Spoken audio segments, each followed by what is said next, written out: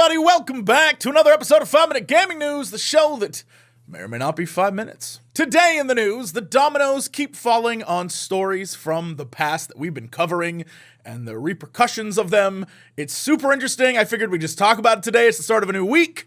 Let's get into it. So as I'm sure you're aware if you watch this show, because I talk about it all the time, the Microsoft Activision Blizzard merger is a thing that is big talk in the gaming space. And as nations and governmental bodies around the world attempt to decide whether the merger is legit or not, one of the big problems is the CMA in the UK. They are not feeling it at all. And this has become such a problem that in a recent Bloomberg report, it claims that Brad Smith, Microsoft's president, is set to have a talk with UK Chancellor Jeremy Hunt about the CMA's decision to block the deal. In addition to their talks, it's claimed that Smith will meet with Microsoft's legal representatives to discuss the firm's strategy to counter the CMA's decision this week, including extreme options such as withdrawing Activision from the UK market or bypassing the UK order and pressing ahead with the deal, which would be wild. It would mean basically that Activision as a publisher and distributor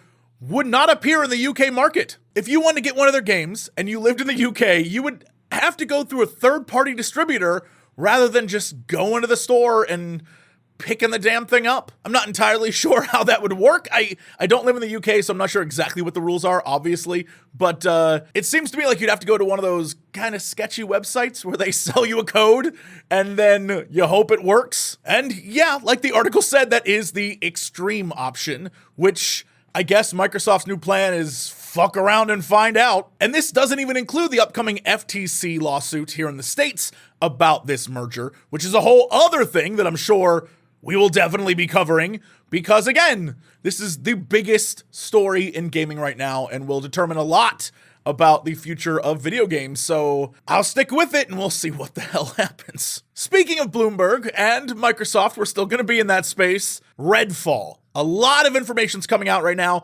about how and why it ended up the way it did, and it is pretty fascinating. Bloomberg's investigation states that Redfall development was afflicted by chronic understaffing. Arcane Austin's team of fewer than 100 people simply wasn't large enough for the job of creating a marquee, multiplayer-focused shooter. A problem that wasn't helped as dispirited veteran devs began an exodus from the project as it limped along. Around 70% of the team members who had worked on Arcane's excellent Prey had departed the studio by the time Redfall was ready for store shelves, and the company struggled to replace their expertise. Another problem, which is obvious and I've stated numerous times, is the fact that Redfall was a games-as-a-service multiplayer title being developed by a primarily single-player studio. When Microsoft acquired ZeniMax in September 2020, many Arcane Austin staff hoped that Microsoft would have them either reboot the project as a classic single-player project or downright cancel it, which, as we know, didn't happen. And it only became worse when Microsoft began championing the game as their next big blockbuster, when really everyone in Austin was like, oh boy. And Phil Spencer and Microsoft have said numerous times that they want to be hands-off with games. They want to let the game devs and the companies do what they do, and, Big Daddy Microsoft's just going to watch and be like, yeah, that looks good, that looks good. Maybe, though, they should have been more hands-on, because it seems like they were way too hands-off and just let this one, crawl to the finish line, which maybe they shouldn't have. Maybe somewhere along the line, someone should have said, nah, this ain't it. A reminder that Microsoft has 23 studios working under it. They want to get more, and they kind of want to hands-off and let them do their thing, which in theory is great, but sometimes you need to know when to just cut a man loose and let a game die. And this seems like one of those times, because the more you hear about what happened and the more you see it wasn't really coming together and they thought some sort of arcane BioWare style magic would help them across the finish line, because I agree up until that point, most Arcane games I love. And so just like BioWare, eventually it catches up to them. And this was that time. Now we see whether they can recover, whether Microsoft is going to change some stuff up. I honestly don't know, but I'm hoping, and I really want the best for them, and I want to see the next game come out swinging, so fingers crossed. And then it's Monday, so you know what that means? It's time for new releases. This Tuesday, it's time to descend the dark, horror-y depths once again with Amnesia The Bunker. In this latest addition to the series, you play as Henry Clement, a French soldier in World War I who finds themselves in a seemingly abandoned bunker.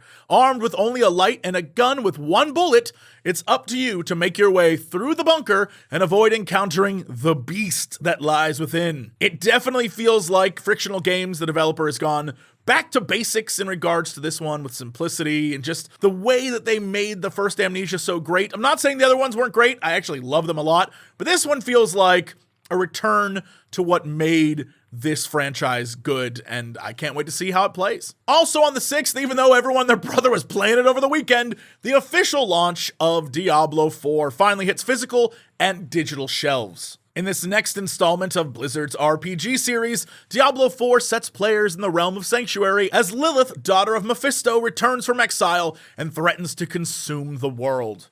The game comes packed with a huge campaign full of quests, bosses, class customization, and more. Additionally, the game offers cross-play, cross-progression, couch co-op, all these different things that allow you to play in whatever hellish manner you see fit. And then on the 8th, in the total opposite end of the spectrum, we get Harmony, The Fall of Reverie, the latest title from developer and publisher Don't Nod. In typical Don't Nod fashion, the game is about choices and the consequences they have. Throughout the game, players will travel between the real world and Reverie, the realm of aspirations, as you use your power of clairvoyance and choice to stop the end of the world. I got to play a bit of this one. I really enjoyed it. Go over to Cox Clips if you want to see the full demo of Chapter 1. Anyway, that's it for me. Thanks so much, and I'll see y'all tomorrow for another episode of 5 Minute Gaming News.